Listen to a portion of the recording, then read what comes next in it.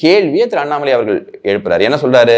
திமுகவில் இருக்கக்கூடிய ஒரு முக்கிய பிரமுகர், அந்த கூட்டுறவுபுரத்தில் இருக்கக்கூடிய ஒரு முக்கிய பிரமுகர், அதே மாதிரி அங்க இருக்கக்கூடிய ஒரு போலீஸ் ஆபீசர், இவங்களுக்கெல்லாம் போன் போயிருக்கு சார், அப்புறம் அவரும் வேற ஒரு மினிஸ்டர் கிட்ட பேசியிருக்காரு சார் அப்படிங்கிற விஷயத்த கால் டேட்டா ரெக்கார்ட். இது கால் டேட்டா ரெக்கார்ட்லாம் சாதாரண நாட்கள் எடுக்க முடியாது. அண்ணாமலை அவர்கள் அவர் இருந்த பொசிஷனுக்கும் அவர் இருந்த அந்த நேரத்தில் இருக்கக்கூடிய அந்த ஒரு இன்ஃப்ளூயன்ஸ்ல அவருக்கு இது கிடைச்சிருக்கு. அதையும் எதுக்கு யூஸ் பண்ணியிருக்காங்கன்னா ஒரு பப்ளிக் காசுக்கு யூஸ் பண்ணியிருக்காங்க. ஸோ இந்த டீடைல்ஸ் எல்லாம் கையில் இருக்கு. உடனே பல பேர் கேள்வி கேட்பாங்க, அப்போ உடனே அதை ரிலீஸ் பண்ண வேண்டியதானு. அதாவதுங்க, இந்த ஸ்டேட் இன்வெஸ்டிகேஷன் எப்படி போகுது? காரணம் என்னன்னா எஸ்ஐடி. ஸோ இந்த சிடிஆருங்கிறது அண்ணாமலையால எடுக்க முடியுதுன்னா இன்வெஸ்டிகேஷன் டீம்னால எடுக்க முடியாதா?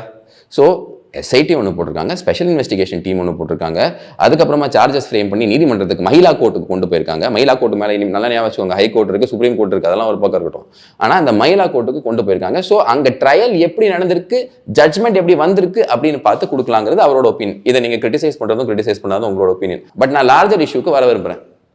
இவங்க என்ன பண்றாங்க, இது எல்லாத்தையும் கொண்டு போய் அண்ணாமலையை முன்னாடி சொல்ல அப்படிங்கிற விஷயத்த பேசுறாங்களே தவிர, ஆனா அவர் எழுப்பி இருக்கக்கூடிய வேலிடான கொஸ்டின், இத்தனை பேருக்கு ஃபோன் பண்ணியிருக்கான், ஏன் இவ்வளவு சீக்கிரமா ரிலீஸ் பண்ணீங்க? ஒரு நாளைக்கு, அதாவது 23ஆம் தேதி இந்த சம்பவம் நடக்குது அப்படின்னா அவனை எதுக்கு நீங்க ரிலீஸ் பண்றீங்க? அப்ப போய் எவிடன்ஸ் அடிக்கிறதுக்கா? இந்த என்டையர் கேஸ்ல பாத்தீங்க அப்படின்னா பல செக்ஷன்ஸ் இப்போ பிஎன்எஸ் செக்ஷன்ஸா மாறிடுச்சு. இப்போ அதுல எப்படின்னா டெஸ்ட்ராயிங் எவிடன்ஸை இவன் அழிக்க முயற்சி பண்ணா அப்படிங்கிற குற்றச்சாட்டும் அந்த ஆள் மேல இருக்கு. ஸோ இது பார்த்தீங்க அப்படின்னா ஒரு ட்ரிக்கான விஷயம். அப்போ எவிடன்ஸை அழிக்க முயற்சி பண்ணாரா இல்லையா அப்படிங்கிற கேள்விகள் இங்கெல்லாம் கேட்கப்படும். இப்போ நல்லா புரிஞ்சுக்கோங்க, இது எதுவுமே உங்களால் முழுசாக புரிஞ்சுக்க முடியாது.